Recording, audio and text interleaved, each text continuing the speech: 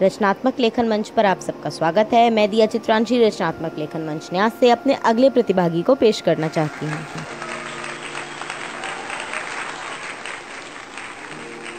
रचनात्मक लेखन मंच न्यास वाराणसी द्वारा मुंशी प्रेमचंद जी के संदर्भ में 5 मिनट वीडियो ऑडियो प्रतियोगिता में आप सभी महानुभावों को मेरा क्रांतिकारी अभिनंदन। मैं परमेश्वरी दयाल ग्राम सुंदरी नवाबगंज बरेली से प्रेमचंद जी के उपन्यास गोदान के विषय में कुछ अपने विचार आपके सम्मुख प्रस्तुत कर रहा हूँ। मुंशी प्रेमचंद ने अनेकों शिक्षाप्रद व समाज सुधारक उपन्यास व कहानियाँ लिखी हैं, जिनमें प्रकाशित की हैं। उनमें गोदान मुख्य रूप से कृषक होरी के विचार व कार्य की गाथा है। इसमें होरी महतो एक जमींदार का कृपापात एवं मेहनती इज्जतदार कृषक है।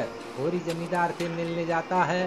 रास्ते में भोला अहीर गाय चराते मिलता है और होरी उससे एक गाय मोल लेने की बात करता है। भोला उसे एक गाय देकर उसकी बरसों की ख्वाहिश पूरी करता है तथा होरी का लड़का गोबर गाय लेने जाता है तो भोला की लड़की धुनिया गाय पहुंचाने उसके साथ आती है, जो उससे रास्ते में प्रेम हो जाता है।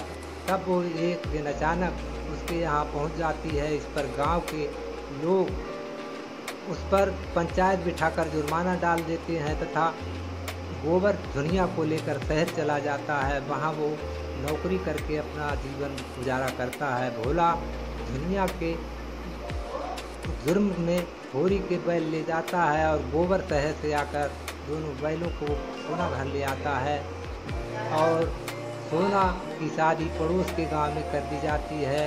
और होरी जमींदार के यहाँ एक नाटक में मालीगिरी की भूमिका अदा करता है, जिसमें जमींदार के मेहमान शहर से आए हुए उसकी सराहना करते हैं। होरी के भाई की बहू दुनिया बांसों को पीछे खरीदने वाले से लड़ती है, जिस पर होरी अपनी बात को खत्म करके दुनिया का ही पक्ष लेते हैं तथा हीरा गाय को नशीला पदार्थ खिला देता है और गाय खत्म हो जाती है, जिससे हीरा घर से चला जाता है।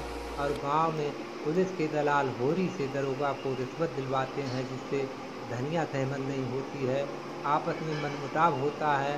होरी धनिया तथा पुनिया दोनों ही गृहस्थियों का खर्च उठाता है, जिससे उस पर माता दीन का कर्ज हो जाता है। वो उसके यहाँ मजदूरी करने लगता है, जिस पर माता दीन अधिक काम करने को कहता है।